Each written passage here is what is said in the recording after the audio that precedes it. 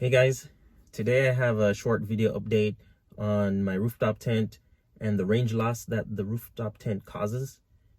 I knew there was going to be a loss. I didn't know by how much. Before, I had the R1T and the rooftop tent was nestled right behind the cab, so it didn't affect the range that much. But with the R1S, this SUV, the tent mounts directly on top and it does affect the range quite a bit more.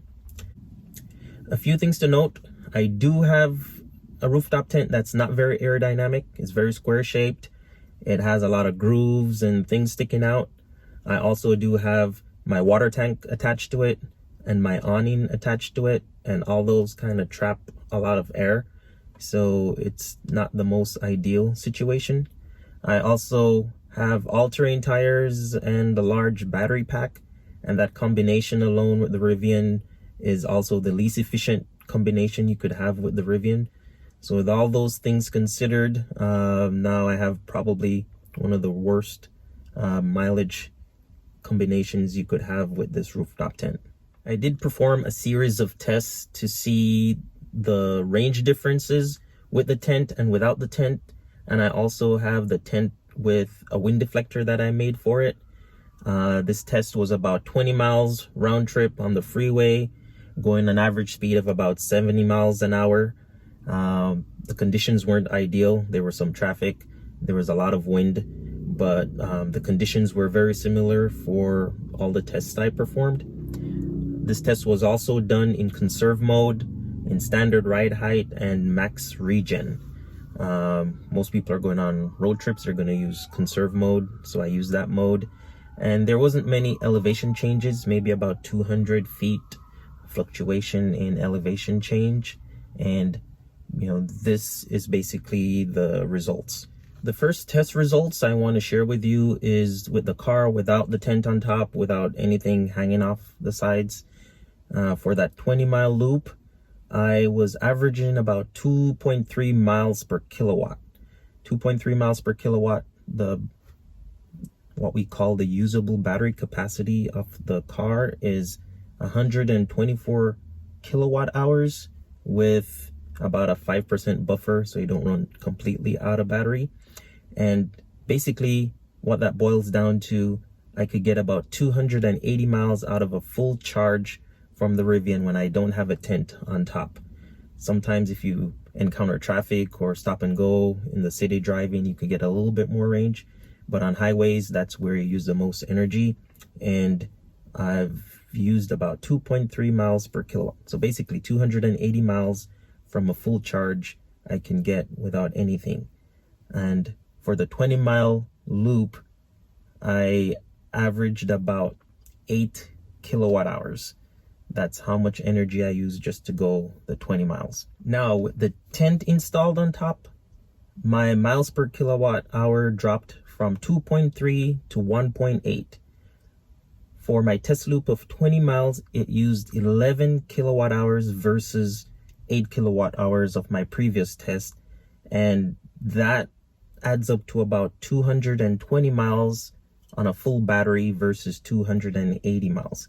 So that's about a 20 to 25% drop in range just by adding the rooftop tent on, and that's pretty significant. Let's put that in a different perspective. That's 60 less miles you can go on a full charge to your destination. That's more stops you'll have to make to your destination. That's more money you'll spend getting to your destination, and that's how much extra time you're going to spend on the road. So that could change the dynamics of your trip quite a bit. Now I'm actually curious what the range loss is like on a regular gas SUV with a rooftop tent. If anybody out there has the numbers to see how much their gas mileage goes down when they add a rooftop tent, I'd really like to know.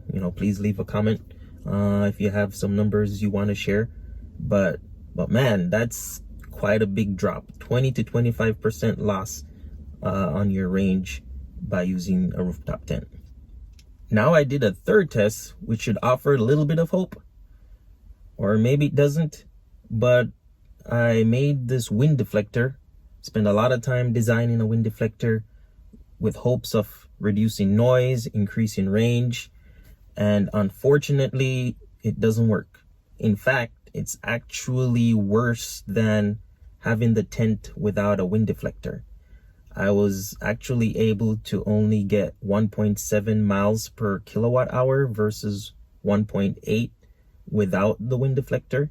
And I actually used 12 kilowatt hours for that 20-mile drive. So that plays out to actually 210 miles per full charge versus 220 miles per full charge without the wind deflector.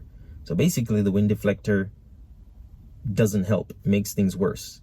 However, it does reduce noise significantly and it makes the drive a lot more pleasant, but it does not really help with the range. I'd like some comments if someone could help me figure out what went wrong. I thought it would work. I don't know why the wind deflector did worse. My only speculation is the wind comes around the side of the wind deflector and hits my awning and my water tank and cause some kind of turbulence. That's the only thing I could think about. So that's my biggest disappointment, is that hard work didn't pay off. But I'm looking into something else to see if I could improve the efficiency on that. Now the question is, do I stop using the rooftop tent and reclaim the range that I lost? And the answer is yes, I will, but not right now. I still do prefer camping in the rooftop tent. It's better sleeping on the roof, it's better space. It's better with the views from up there. It's a nicer overall experience to sleep in a rooftop tent. We like being up off the ground. It's a nice open airy feel. There's a lot of space in the tent. It's easier to set up, to take down, and we mount a lot of things on there, so it has a lot of convenience that we don't want to give up just yet. I need to start exploring other ways to make the tent more aerodynamic, make the vehicle more aerodynamic. Thinking of when I get new tires, they're going to be a little bit more efficient. So I'm going to try that route first to see what else I could do to improve the aerodynamics of the tent so we could keep it. But in the future, it's probably going to go. So what's my conclusion? I would say avoid the rooftop tent if possible. You can get a ground tent. You can sleep inside the car. It's big enough for that. You will save a lot more on range. You'd go farther. You'd charge less. You'd save time, save money, get to many more places without a rooftop tent. But if you're like me and you like the open air experience and you like the easy setup and take down and I guess the life of overlanding, keep your tent. But overall, it's better to go without the tent for the sake of range. And please let me know if you have any suggestions or any ways to improve range with the setup that we have. And also, we would like you to subscribe, leave comments if possible. Thank you for your time.